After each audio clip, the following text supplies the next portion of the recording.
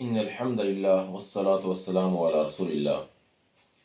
حضرت برا بن عازب رضی اللہ تعالی عنہ فرماتے ہیں کہ ہم اللہ کے نبی صلی اللہ علیہ وسلم کے ساتھ ایک جنازہ پڑھنے گئے، تو جب ہم قبرستان میں پہنچے تو قبر ابھی تیار نہیں تھی، تو اللہ کے نبی صلی اللہ علیہ وسلم وہاں پر زمین پر بیٹھ گئے اور ہم بھی ارد گرد اللہ کے نبی صلی اللہ علیہ وسلم کے پاس بیٹھ گئے۔ آپ صلی اللہ علیہ وسلم نے ایک تنکا لیا، اس کو زمین پر مار رہے تھے، تو آپ صلی اللہ علیہ وسلم نے ایک بات فرمائی۔ آپ نے فرمایا کہ قبر کے عذاب سے اللہ کی پناہ طلب کرو، اور یہ بات اللہ کے نبی صلی اللہ علیہ وسلم نے 2 یا 3 بار فرمائی۔ اس کے بعد اللہ کے نبی صلی اللہ علیہ وسلم نے فرمایا کہ وہ ان کے جوتوں کی چاپ سن رہا ہوتا ہے جب وہ پیٹھ پھیر کر پلٹتے ہیں، تو اسی وقت اس سے پوچھا جاتا ہے، یعنی کہ اللہ کے نبی صلی اللہ علیہ وسلم نے کہ جب ایک مردہ جو ہے اس کو دفن کر کے کیا جاتا ہے، اور اس کے جو رشتہ دار ہیں اس کو دفن کرنے کے بعد واپس لوٹتے ہیں، تو ان کے لوٹنے کے بعد اس مخصوص ٹائم میں ان کے پاؤں کی آواز کو سنتا ہے، پھر اس کے بعد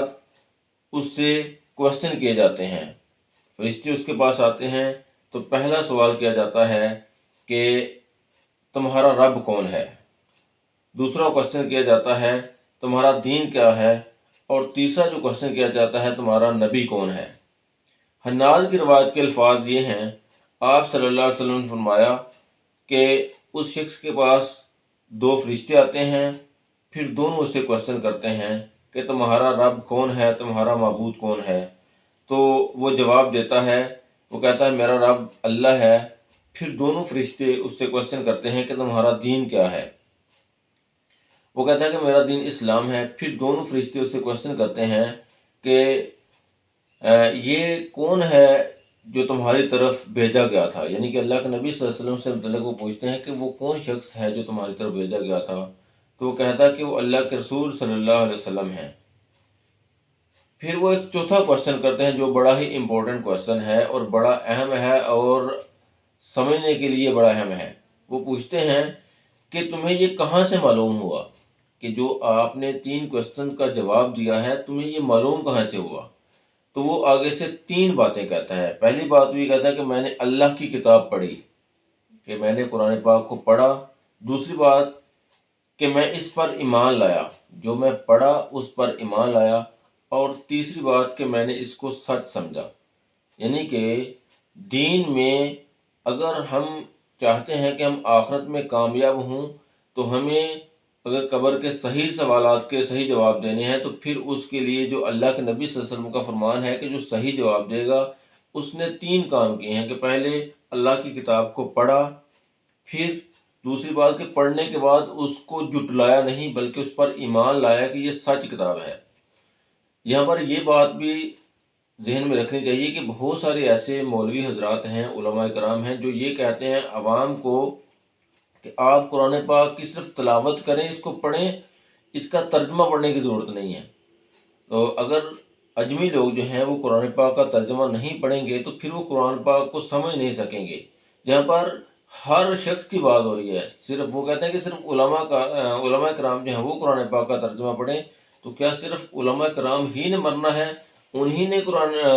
قبر میں اللہ کے جو فرشتے ہیں ان کے سوالات کے جوابات دینے ہیں؟ نہیں، یہ تو تمام انسانوں کے لیے ہے کہ ہر کسی نے مرنا ہے اور ہر کسی سے یہ کوشچن ہوں گے۔ تو ادھر سے اللہ کے نبی صلی اللہ علیہ وسلم کی اس حدیث سے پتہ چلتا ہے کہ ہر ایک مسلمان کو دین کے جو بنیادی عقائد ہیں کم از کم ان عقائد کی حد تک دین کو سیکھنا چاہیے، اور قرآن پاک کو بجائے کہ صرف اس کی تلاوت کرے یا پھر وہ آیات جو اس کے مسلک کے، اس کی جماعت کے، اس کے گروہ کے خلاف جاتی ہیں، ان آیات کو کہے کہ نہیں جی یہ ہمارے مسلک کے فرقے کے خلاف ہیں، بلکہ قرآن پاک کی تمام آیات کو پڑھے اور تمام آیات پر سچے دل سے ایمان لے کے آئے۔ اس کے علاوہ اس کے بعد جریر ہی کی روایت میں یہ اضافہ ہے کہ اللہ تعالیٰ کا قول ہے، تو کہتے ہیں کہ جو اللہ تعالیٰ کا قول ہے قرآن پاک میں سورۃ الابراہیم کی آیت نمبر 27 میں، یثبت اللہ الذین آمنوا بالقول الثابت فی الحیات الدنیا وفی الآخرہ، کہ جو مومن ہے اللہ تعالیٰ ایمان والوں کو اپنی پکی بات کے ساتھ مضبوط رکھتا ہے، دنیا کی زندگی میں بھی اور آخرت کی زندگی میں بھی، کیونکہ جب اللہ کے فرشتے انسان کے سامنے آتے ہیں تو ان فرشتوں کا جواب دینا انسان کے لیے مشکل ہے، ان کے سامنے ہوش و حواس برقرار رکھنا مشکل ہے، تو اللہ تعالیٰ ایک مومن جو ہے اس کو وہاں پر ثابت قدم رکھتا ہے،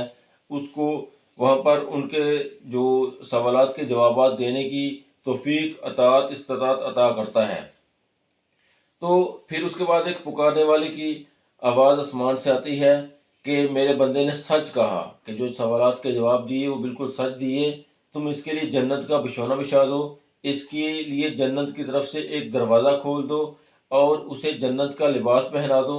پھر جنت کی ہوا اور اس کی خوشبو آنے لگتی ہے اور اس کی جو قبر ہے وہ تا حد نگاہ کھل جاتی ہے، تا حد نگاہ کشادہ ہو جاتی ہے۔ رہا کافر کا مسئلہ،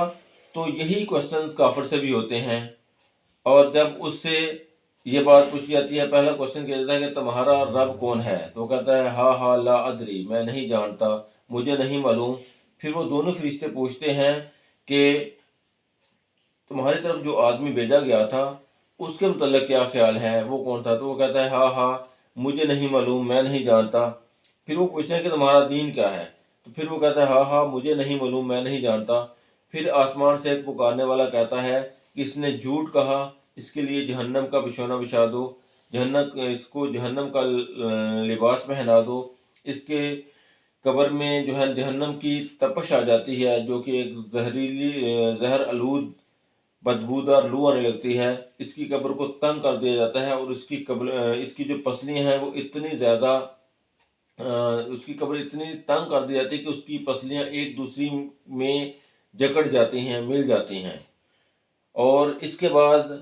اللہ کے نبی صلی اللہ علیہ وسلم کا فرمان ہے کہ اس کے پاس ایک گونگا فرشتہ آتا ہے جس کے ہاتھ میں ایک گرز ہوتی ہے، اگر وہ گرز پہاڑ پر مارے تو پہاڑ کو بھی راہ کر کے رکھ دے، اور پھر اس شخص کو مارتا ہے، اور اس کی جو آواز ہے وہ جن و انس کے علاوہ پوری کائنات کے تمام جاندار سنتے ہیں۔ اور اس طرح سے قبر میں جو ہمیں پوچھے جاتے ہیں وہ 4 کوشچن ہیں،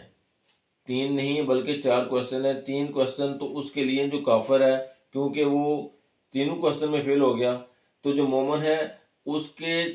3 کوشچن میں اس نے جو پاس ہوا ہے، اس کے پاس ہونے کی اس نے جو دلیل دی ہے وہ دلیل کسی فرقے کی نہیں دی، وہ یہ نہیں کہا کہ میں فلاں امام کا مقلد تھا، میں یہ کرتا تھا، بلکہ اس کی دلیل یہ دی ہے کہ میں نے اللہ کی کتاب پڑھی، اس پر ایمان لایا اور اس کو سچ سمجھا۔ تو اللہ سے دعا ہے کہ اللہ تعالی ہمیں اپنی کتاب کو پڑھنے، اس پر ایمان لانے کی توفیق عطا فرمائے۔